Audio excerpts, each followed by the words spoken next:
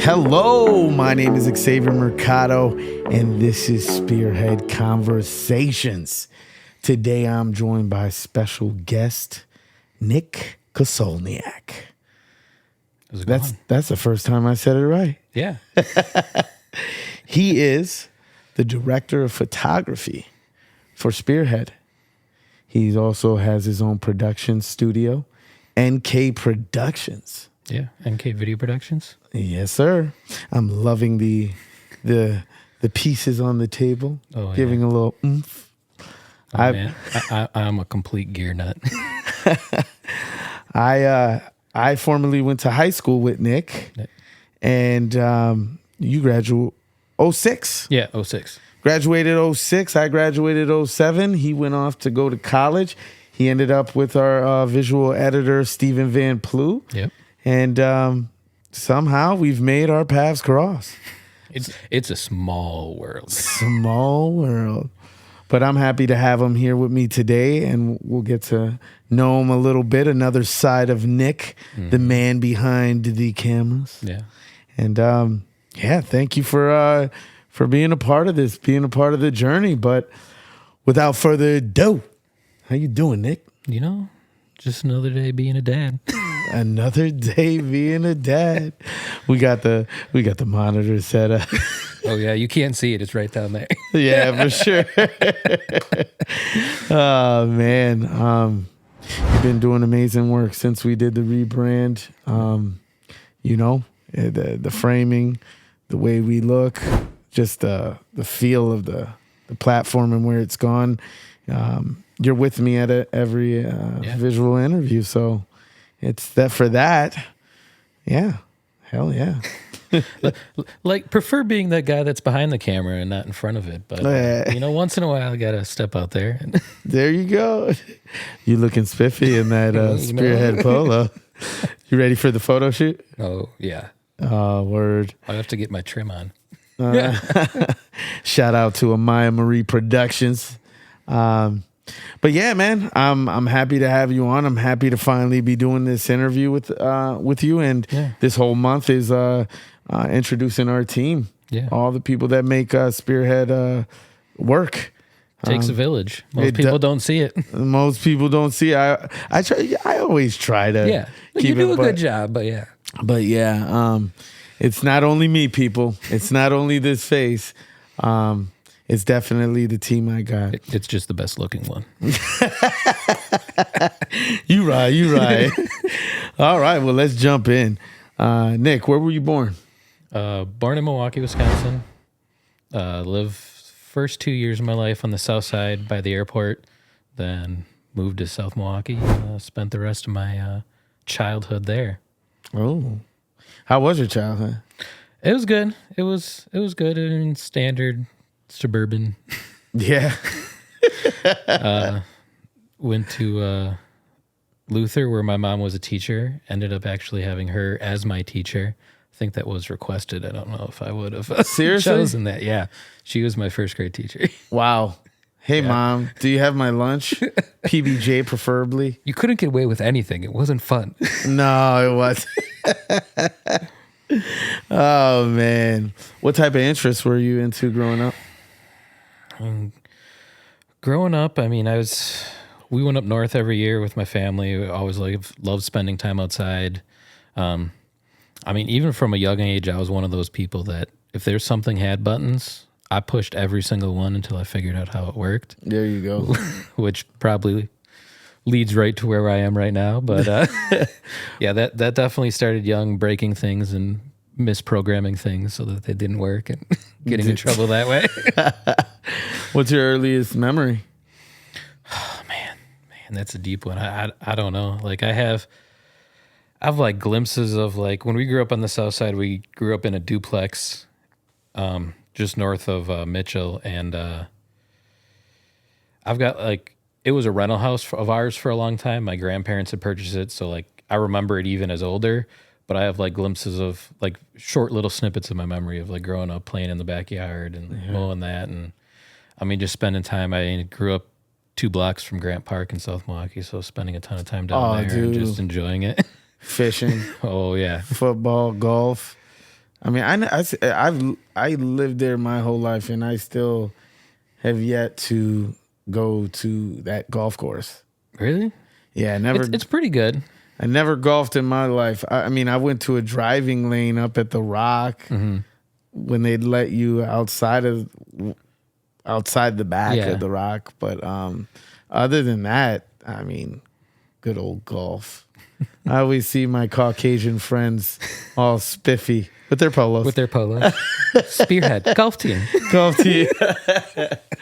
Oh man. How was high school?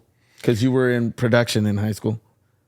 Yeah, high school was. I think like everyone else, was a time of change and finding yourself and figuring out what you like. High school is probably where I first kind of dove into like photography, taking photography classes there, spending time in the dark room, learning like from film before digital. There was film you had to develop in a pitch black room. Like it wasn't just a memory card. Instant gratification. There was none. Now doing this, this whole platform, I've always wondered, like, is that even still exists, like black rooms to develop? There's people that still have like that. There's still that niche of people that love film photography. It's a little bit. It's not. It doesn't give the exact same look as digital. I mean, you can tell a digital image from a film image usually night and day, and sometimes it's not. I mean, you don't want that super crisp. Yeah. For photography, you want that little artsy, maybe a little bit film look. For sure. Yeah. During high school, you worked alongside Kyle Olsen. Yeah, I knew Kyle. I knew Kyle from way back before that. I mean, you guys went to E.W. Luther. Yeah, we did. I remember Kyle saying he went to E.W. Luther. Yeah. So how was it back then? I mean, were you guys close growing up, or were you? I'm trying. When we were in elementary school or like middle school, I think there was a period of time where we were really close and did a ton of stuff together. Yeah. And I mean, like, time goes. I mean, some people fall away and come back and fall away and come back. So it was, we always stayed connected just due to our love of video and film together. But yeah. So photography was a gateway for videography. Yeah. How did you, because I mean, you've been doing all the photography for the visual interviews, and I've seen the progression and the growth from the type of shots you're taking, and boy, we're getting there. We're not done yet, but we're getting there. But we get in there. How did you make that transition? What sparked your interest to actually pursue videography? The change kind of happened when I was in college. Actually, I went to UW Whitewater before I went to MATC. So kind of had 2 years at UW Whitewater, just kind of exploring, trying to figure out what I wanted to do with the rest of my life. And spent some time on the newspaper as their photographer. Yeah. And then through knowing some of those people, it connects with like the news station there, and kind of started talking with some people that did the video production there.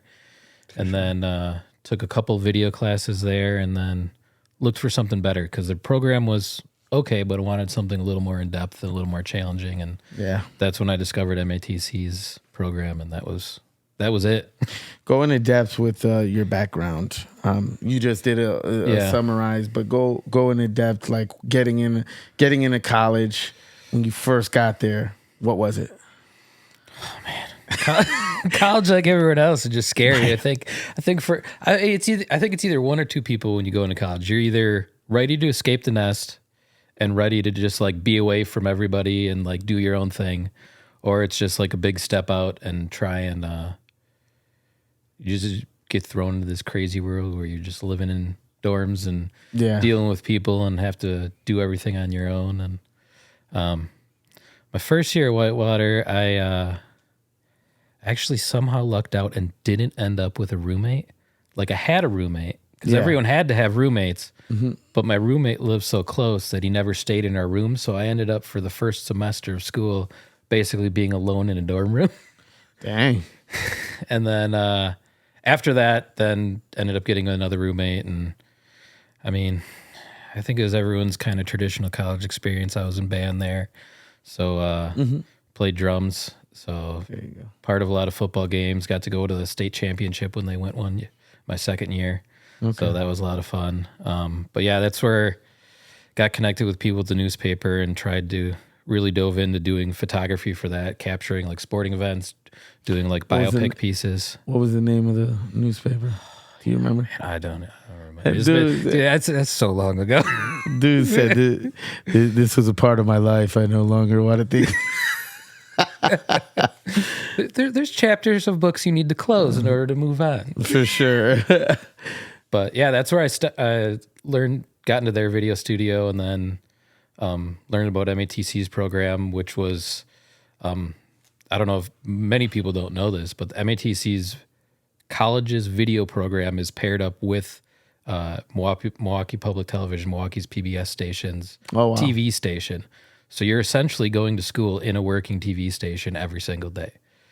That's so fire. And then by the time you graduate, I don't think they've changed it, but you have at least 2 pieces that you have produced, shot, and edited that have aired on TV before you even graduate graduate college. That's called motivation. Oh man. yeah, you get to see like, oh, I saw this piece all the way from the start, all the way to broadcast, and there's, I mean, hopefully hundreds, thousands of people saw it. Yeah, maybe not. Some of it wasn't good, but what were the type of barriers you went through during that time? Because I mean, doing photography and videography, you're part of a newspaper, you're part of this program. That's a lot to absorb. Yeah, it's I mean, like going through school, I think in general was like that. Those 2 years for me was just kind of all like figuring myself out again. There was a lot else going through on. I mean, at the time I had broken up with a girlfriend when I had transitioned schools. So like there was a lot to like, just personally going through, and then just kind of going through, I mean, back to living at home from living in the dorms. So there's all that change, and just like all the challenge of trying to come up with ideas. And we had, the first year school was a little bit more lax, where you're kind of learning a lot. I mean, learning the basics. I mean, they spent literally a day. I don't know if Steven mentioned this, but they spent a day, literally an entire school day, like 8 to 4, 8 to 3:30.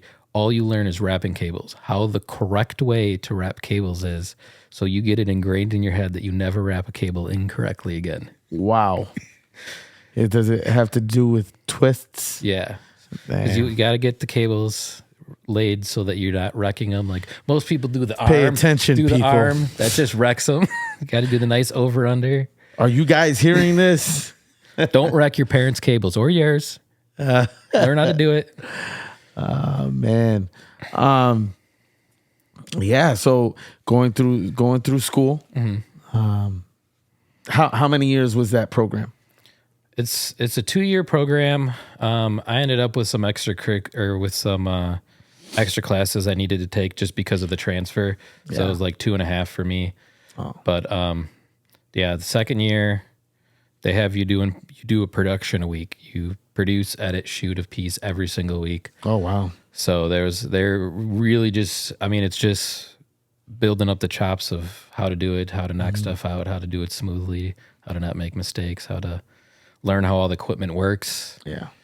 And then, I mean, after that, it was find some work, which luckily for me, I was really lucky that I had 2 part-time jobs right after school that just kind of fell into my lap, which was and they had to do with videography? Yeah. Okay, gotcha. And what were those? So first job out of school was, actually I think it started while I was in school. I got hired on to one of the local news stations' helicopter crews. Okay. So running camera on one of the news choppers for like traffic and like news incidents. Station? 12, yeah. Channel 12. You heard this here, man. You heard this here. He's up in the helicopter, man. Man, forget that, dog. It was a blast. Though I will say, the window open. You had to. We didn't have air. You would think a helicopter, it's got a big fan above you. There's lots of airflow in there. None. You have the windows open all the time. And then you'd put a camera. Oh no, it was like video games. It was just like a joystick and sit on my lap with some monitors. So. Oh, okay. So you were able to control like a handheld. Yeah, there's a big massive gimbal camera that's mounted underneath the underneath the chopper, and then it was yeah. It was just like a joystick and a whole control panel. You just sit on your lap while you're in the back seat, and that has to be a type of rush. It was fun. There were, though, like the day-to-day traffic stuff, like that was fun. Everything else was, it was eye-opening because you really got to see into news, and they don't send choppers out for like, hey, here's a bunch of kids having a party in the park. You're like, I mean, the one that sticks out of my head the most was I went up for a car versus train accident. So like somebody in a car crossed a railroad track, and that was just, you have like producers yelling in your ear about shots they want to get, and like it's an emotional experience. I mean, somebody lost their life there. Like that's it's you don't go up for fun stuff in a chopper, and it's a high stress environment. But luckily, at the same time, there was a video competition at MATC that I had entered a piece in, and through that, I got connected up with a manager of video production over at the company that does work for Rockwell Automation. Yeah. Mm-hmm. So he loved the piece I did, and talked with him and started there shortly after too, part-time, just helping him out shooting, editing, and spent nearly 10 years there. Wow. Man, well, you got quite the experience.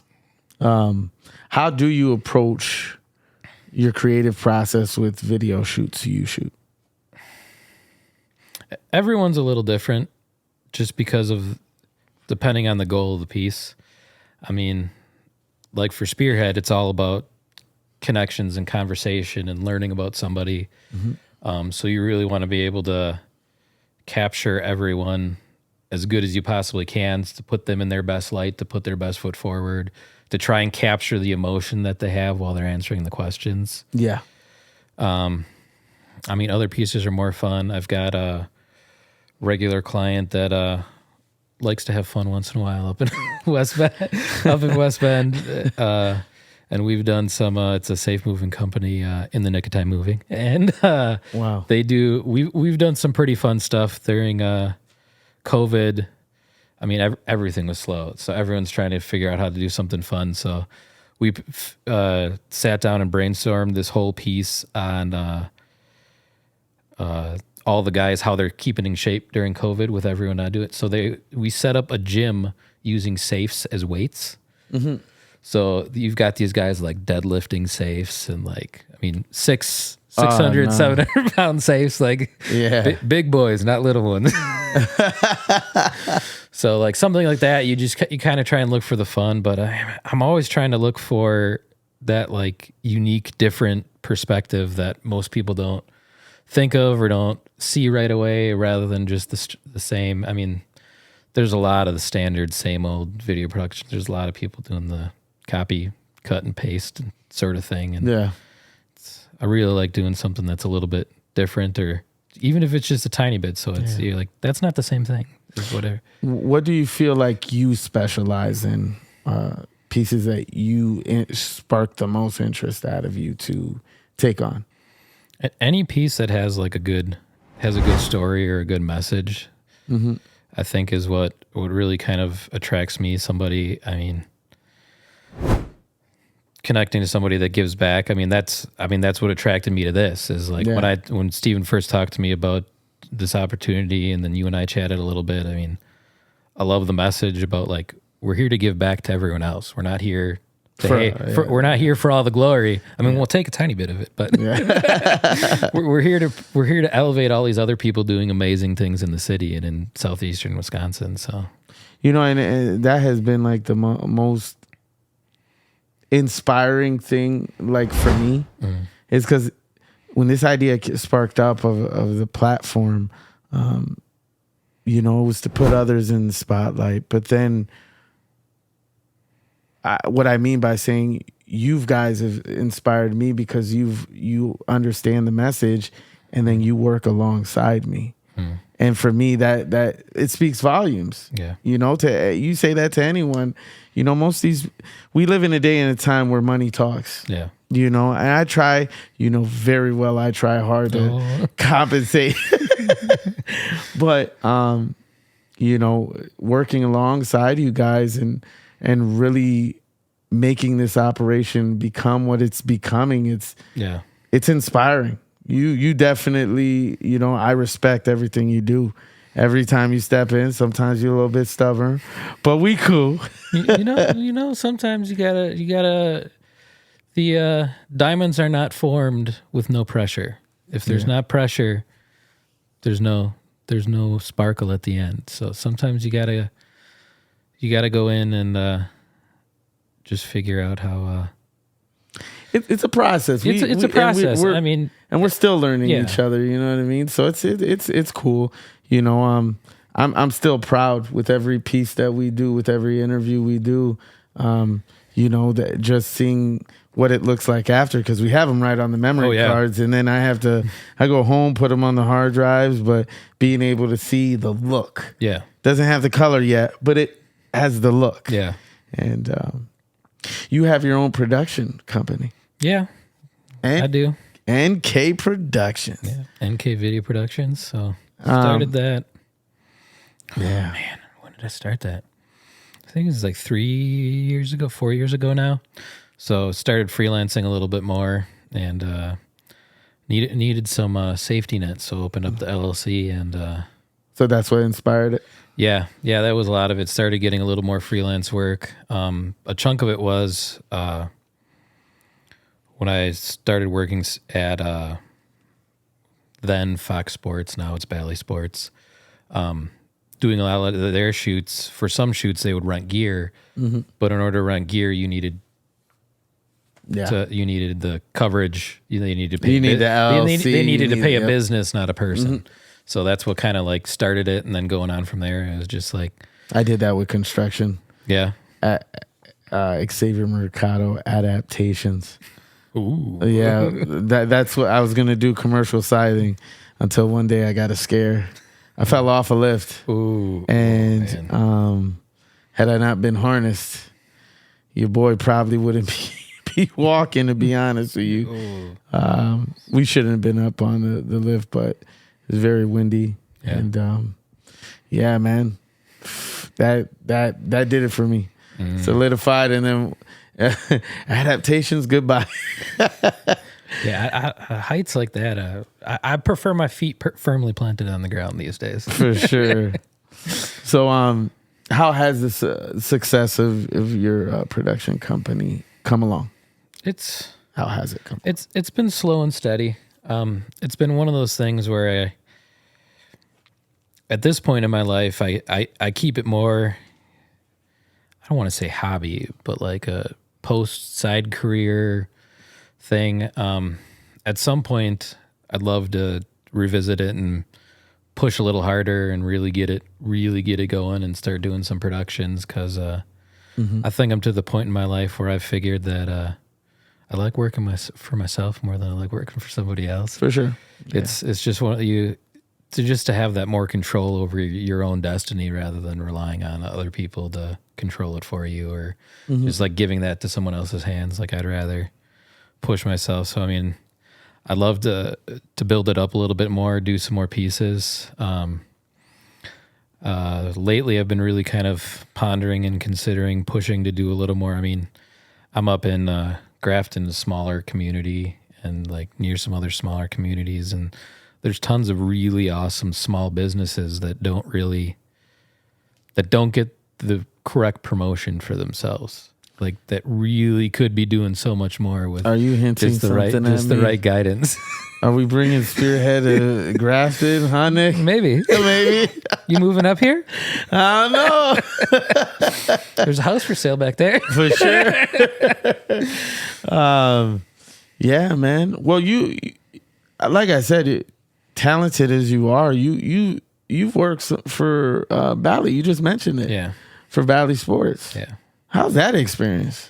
It's been everyone thinks, okay, you're going to work in sports. You're going to be, all you get to do is hang out with players and just like oogle over them. And like, it's the more time you spend near and around. I mean, Bally, Milwaukee is just Bucks Brewers. The more time you spend around players, I mean, you learn to just be humble around them. Because they're just people. They don't like people being in their face and like fangirling out over them. They're just people. Yeah. They're just normal people and want to have normal conversations, like you and I, like everyone else. So it's been really cool. I mean, the list goes on and on and on. Well, you list them. Go ahead, list them. I mean, Brewers, I've been there a couple of years now. I mean, I've done interviews with, obviously Council. We've done stuff with like Yelich. I mean, Hader when he was there. I mean, one of my like earliest memories of baseball season was I was on the field early one day because media passes, you go wherever you want. Yeah. So we were getting set up for pregame interviews, and I remember it was like Woodruff and Hader were there when Hader was still us. Miss him. Yeah. But they were walking off the field and they had just finished doing archery practice for deer hunting season. Wow. And we don't shoot, but we shoot. So like it was kind of fun. I happened to like time near walking with them and we talked about it a little bit about going hunting and stuff. And like it's I mean, they're just people. I mean, it's the same thing even with one of the things we do every year for Bucks is we have a media day preseason every year. We sit down with, we've got 2 rooms, so you really only end up with like half the players, but go through the whole roster and interview everybody. And the last year I remember doing that was in 2019, pre-COVID, and it was, that was when both of the when Brooke and his brother were both there. Yeah. And I remember we had both of them, and they were just ribbing at each other the whole time, and then just like talking to Robin and Brooke. But yeah, I mean, just all of them. I mean, it's Milwaukee.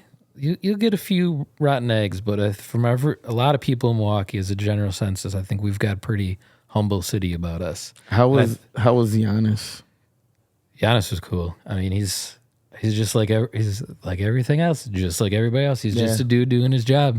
For sure, man. That's dope, man. Not a lot of people get to say this, Nick. I love that you're being humble, but damn, dude.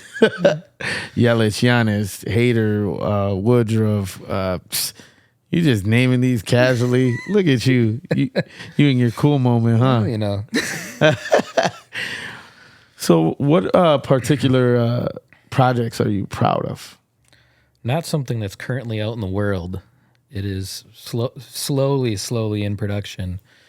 But it's, more of a personal piece, but I'm working on doing planning and shooting, just essentially creating a family documentary, family history. Oh, wow.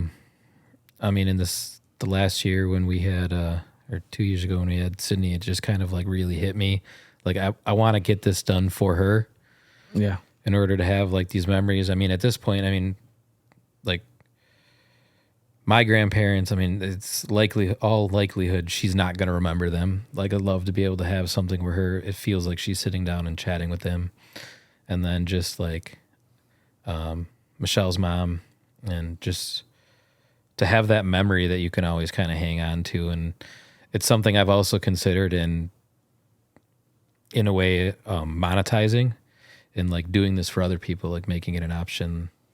Yeah. Like I think it would be I think it's one thing people miss out on is like the moments, the story. Just the storytelling is like really lost. Just like sitting down and listening to Grandpa tell you about in 1950, he had to push his truck uphill in the snow, go pick up Grandma for his date. Like that stuff. Like I feel like we don't have those stories anymore, mostly because cell phones. Everyone just say, "Hey, I swiped right on you on Tinder, and now we're together." Well, you have a beautiful family. I'm looking at the Oh yeah. Picture over your shoulder, Mary, and then we got Sydney and the day. Is that sunflowers? Oh, sunflowers. And yeah. the sunflowers. Tell us more about your family. So I am married for coming up on 5 years now to Michelle. Awesome. It's been. Not everything in marriage is easy. Not everything is as glossy as it is on Instagram, but it's been great. She's been the perfect person to balance out me and support me in all of my craziness and ideas and endeavors. And 2 years ago, Sydney was born, and just really came in through a wrench in our lives and trying to figure out this fatherhood thing. But it's been she's been she's been absolutely great, just like pushing us to do, pushing ourselves like out of our comfort zone, pushing us to do new things. As part of that, shortly after she was born, it came full-time stay-at-home dad. So that was that was a massive change to life, and that's not something like most people do.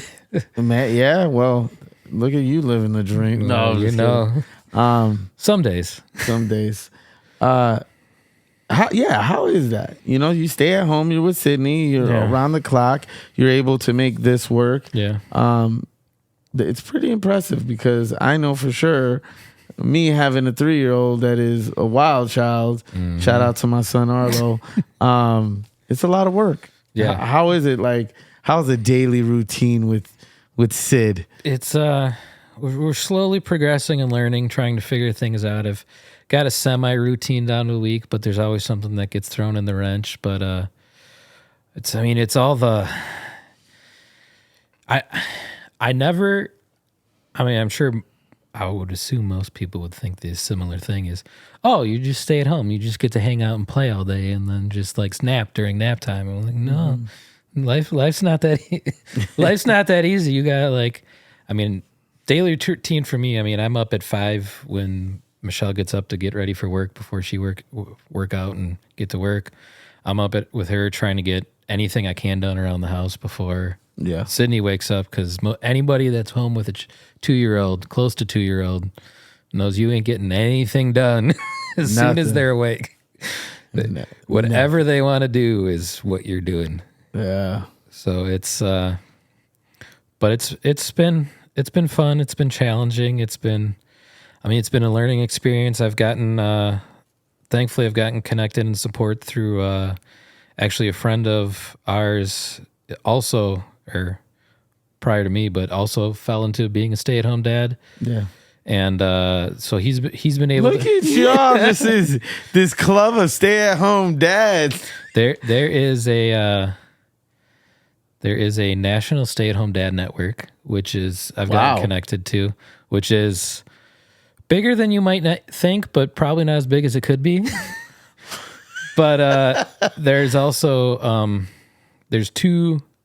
there are only 2 dad groups in the state of Wisconsin. Yeah. So like a group of dads that just like help support each other, like help give ideas of like what to do. There's a whole thread on one of the Facebook pages of like girl dads, like how to do hair. Yeah. Like, thankfully I don't have that problem quite yet, but it'll come around at some point. It'll come. Let's go into Michelle. Yeah. What does Michelle do? Michelle is currently a pharmacy buyer for Freighter hospital system. Okay. She is a sweetheart. Oh, yeah. I remember when we finally talked about you coming on, and our very first interview, the message she left, and your family to us now. And I really appreciated those words. And every time I've come over here, where I brought my twins and Arlo, you see what chaos is. But she's always been very welcoming, opening, and very inclusive with the kids. And I just, sweetheart. So, she's got a massive heart and will always do something for someone else before she does it for herself. Hey, let's do this for Michelle. There you go. That's for you, Michelle. So, she is actually the one that was encouraging you to join. Yeah. To join, get going on this. And I mean, for me, in considering doing this, I mean, it's an opportunity. I mean, as a stay-at-home dad, helping out Spearhead and being a part of the interviews and that is an opportunity for me to just get out of the house and talk with adults. Yeah. I mean, most people take an adult conversation for granted, but when you just spend all day with a 1.5-year-old, 1-year-old, and you're essentially talking to yourself for 8 hours. Yeah.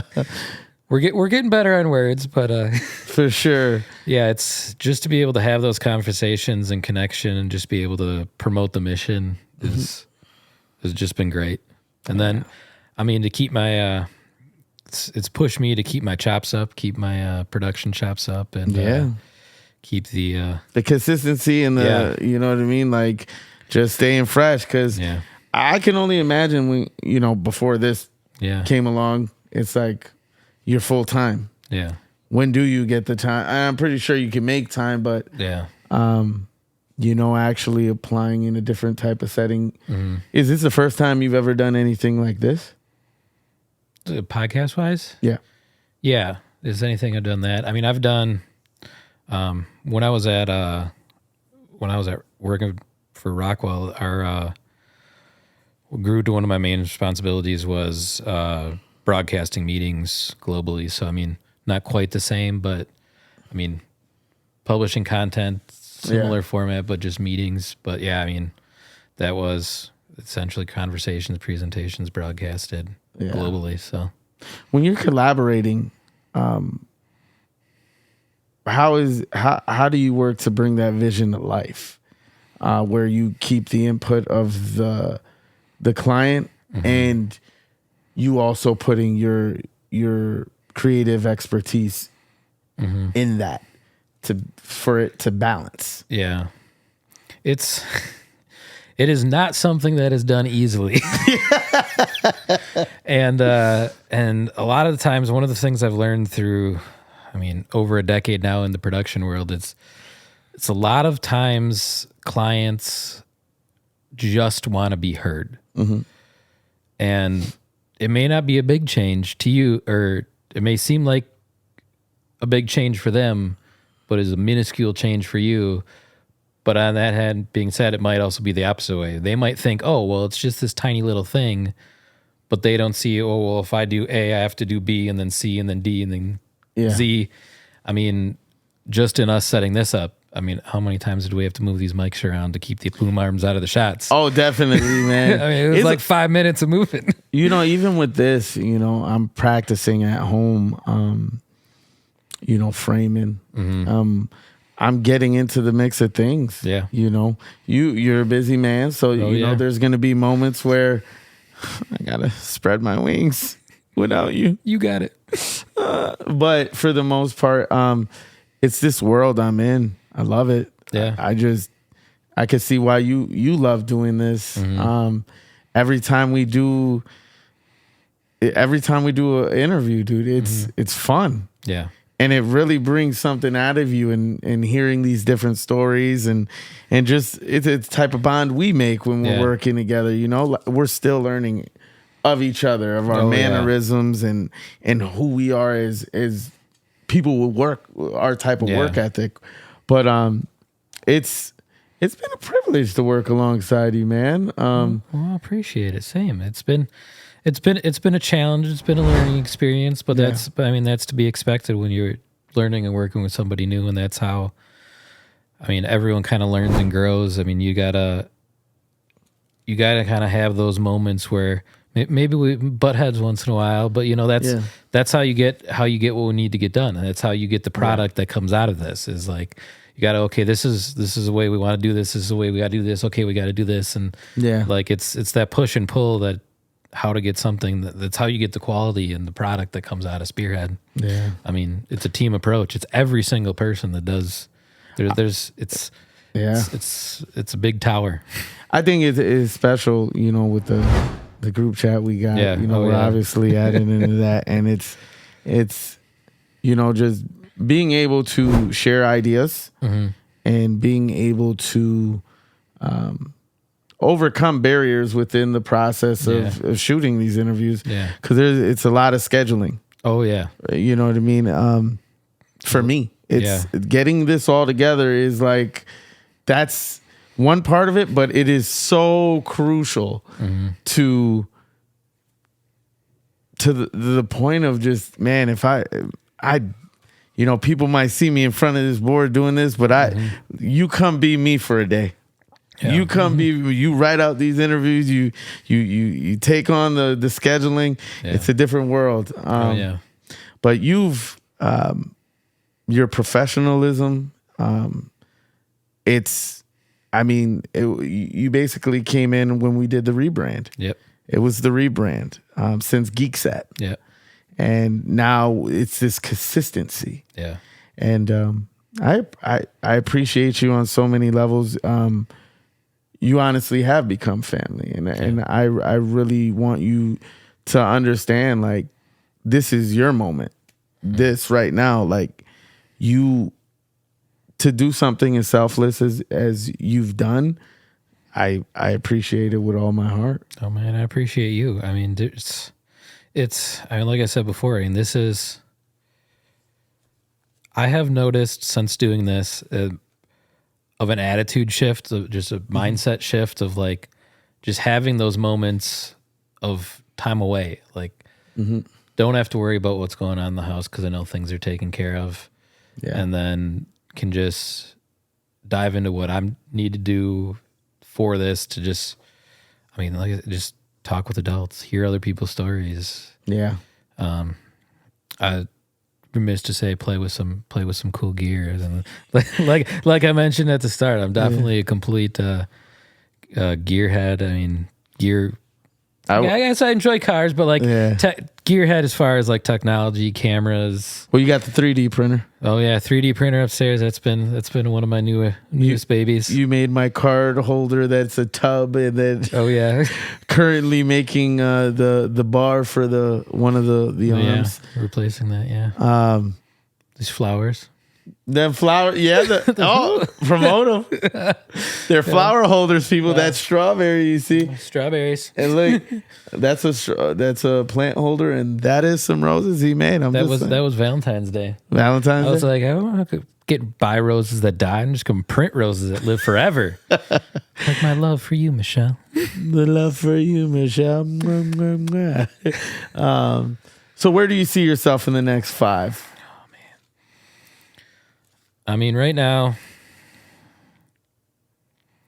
5 years. I'm hoping that we'll see if we have another little one in us. We'll see. Michelle.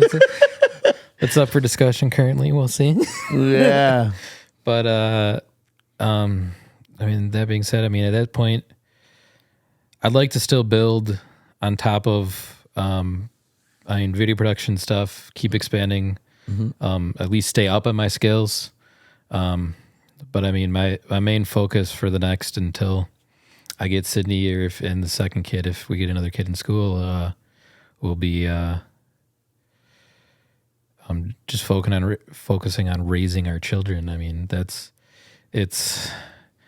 you're a father. I mean, you know what childcare can cost to send your kid away. Definitely. It's not a cheap expense. So like being able to not only be really involved in raising your own kids, and also just, I mean, saving that money, but then you get just to be able to watch them grow. I mean, from day to day. I mean, just watching them learn new things and say new words and figure things out. Oh, I mean, for sure. That's just such a blessing. But I mean, still outside of being a dad, I mean, still trying to keep some sort of hustle alive, trying to get keep myself moving and motivated. I mean, support the family. I mean, I think every guy out there is that deep down in them wants to be there to support their family. And I think that's one of the biggest things, like being a stay-at-home dad and just relying on Michelle for a lot of it is like, I don't want to say that's a piece of your manhood you feel like you're missing, but it kind of is, like, whether that's healthy or not. I mean, it's but it's been still trying to do that. Still trying to, I mean, we mentioned the 3D printing stuff. I've been trying to spend some time in the evenings trying to teach myself like 3D CAD design, trying to learn how to design my own products.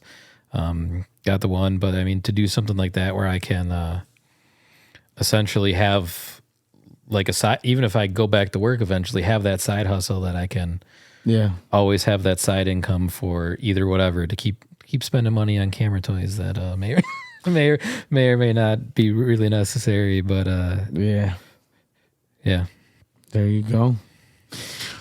Well, this is the most important question I usually ask. Yeah. What advice would you give to aspiring